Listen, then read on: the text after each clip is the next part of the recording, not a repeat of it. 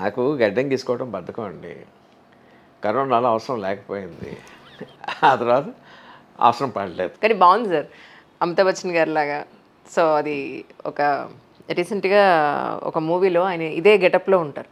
So నాకు అనిపించింది మిమ్మల్ని చూడగానే, ఇంకో అడ్వాంటేజ్ ఉందండి, చాలా తెలివైన వాడిని నేను జనం అపార్థం చేసుకునే అవకాశం కూడా ఉంది. Of course you are sir, undoubtedly.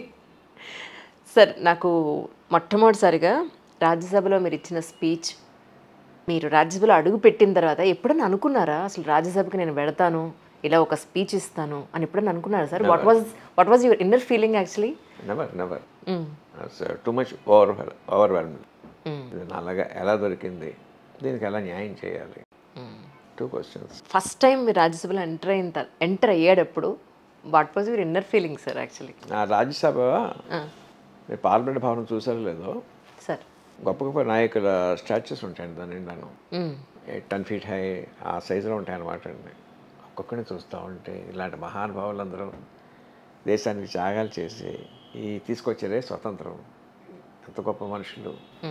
ఇలాంటి సభలో అడుగు పెట్టాలని అర్హత ఉందా, ఏమి చేయాలి, ఏదో చేయాలి, ఇది కాన్స్టెంట్ మనసులో అన్నమాట.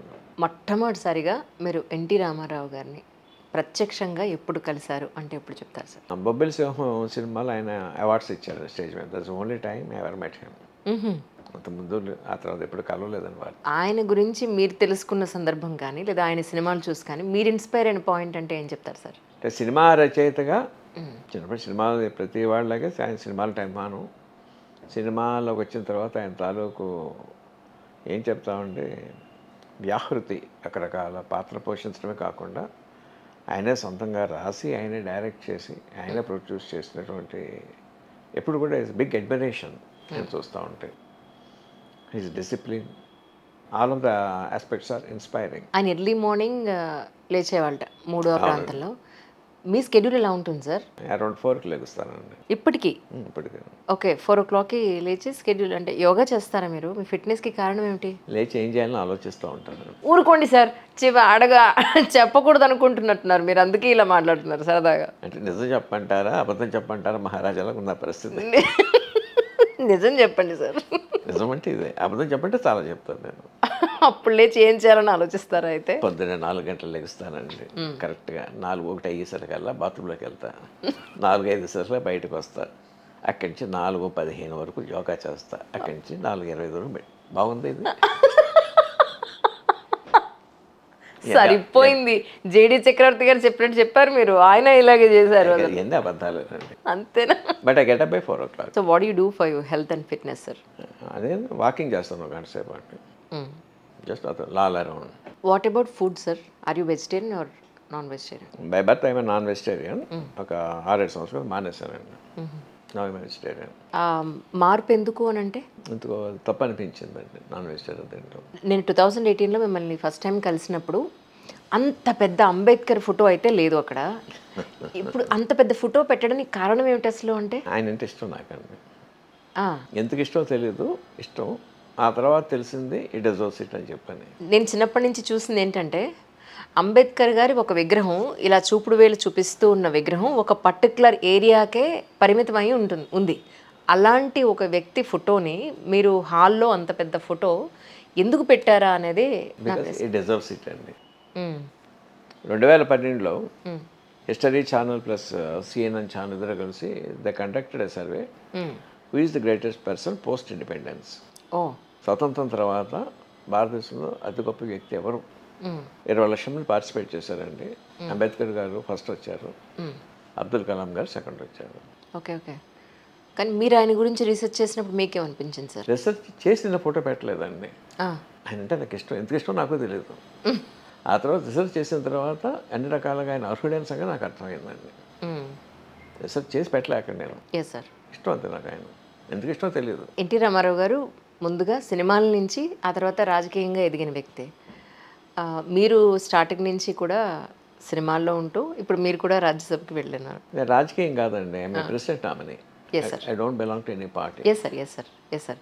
అంటే నా క్వశ్చన్ ఏంటంటే, యాక్చువల్లీ మీరు ఆయన్ని చూసి ఇంత గొప్ప వ్యక్తి, మహనీయుడు, తెలుగుదేశం లాంటి పార్టీ వ్యవస్థాపకులు అన్న పాయింట్లో మీ మనసులో మీరు అనుకుంటున్న కొన్ని ఈ సందర్భంగా ఆయన గురించి మీరు చెప్పాలి అంటే ఏం చెప్తారు? ఈ సందర్భంలో మీరు చాలామందిని అడుగుతారు, ఆయనతో క్లోజ్గా అసోసియేట్ అయిన వాళ్ళు చాలామంది ఉంటారు, చాలా విషయాలు చెప్తారు.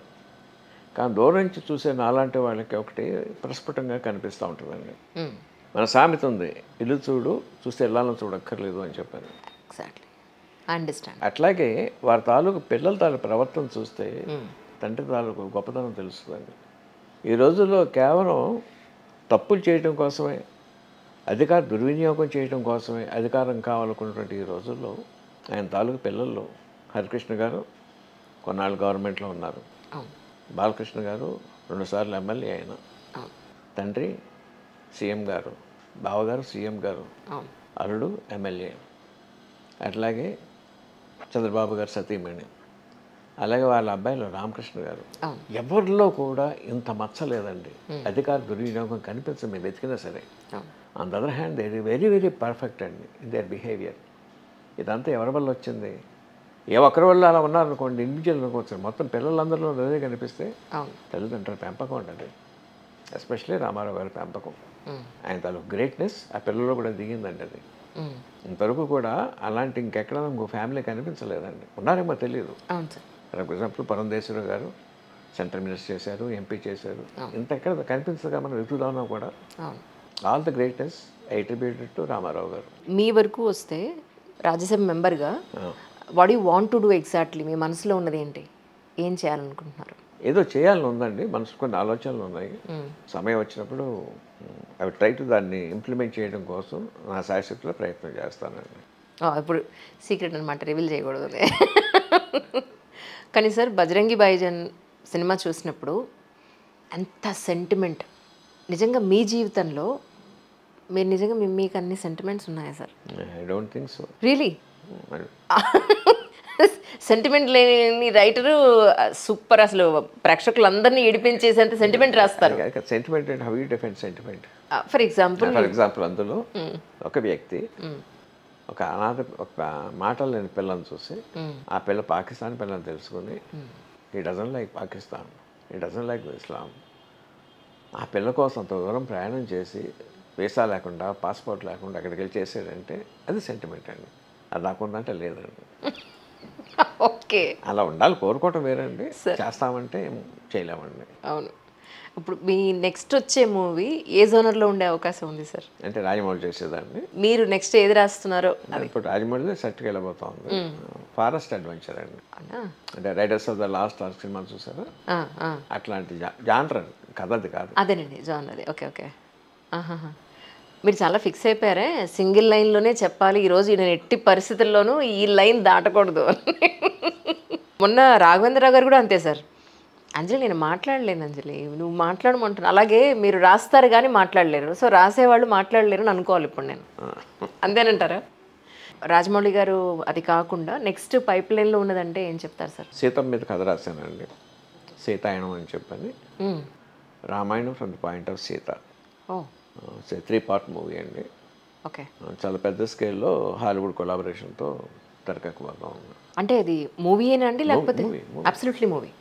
రైట్. అంటే ఇప్పుడు నేను వెబ్ సిరీస్ కూడా చూస్తూ ఉన్నాను కదా. Right right right. So apart from this, NT Rama Rao garu కాలం చేశారు అని మీకు ఎప్పుడు తెలిసింది? యాక్చువల్లీ ఆ నిమిషాన్ని మీరు అనుకుంటే జరిగినప్పుడు అంతా చెన్నైలో ఉన్నామండి, అక్కడెక్కడ ఉన్నాం, అంత ఇంపాక్ట్ తెలియదండి. అక్కడ ఆంధ్రాలో ఉంటే ఇంపాక్ట్ తెలుస్తుంది తప్ప. కరెక్ట్. కర్ణాటకలోను చెన్నైలో ఉన్నప్పుడు ఇప్పుడు పేపర్లు కూడా లేట్గా వస్తాయి, చూస్తాం. We don't know the implications of it at that time. కానీ అవార్డ్ ఫంక్షన్ తర్వాత మళ్ళీ ఆయన్ని మీరు కలిసే సందర్భం ఏదైనా వచ్చిందండి?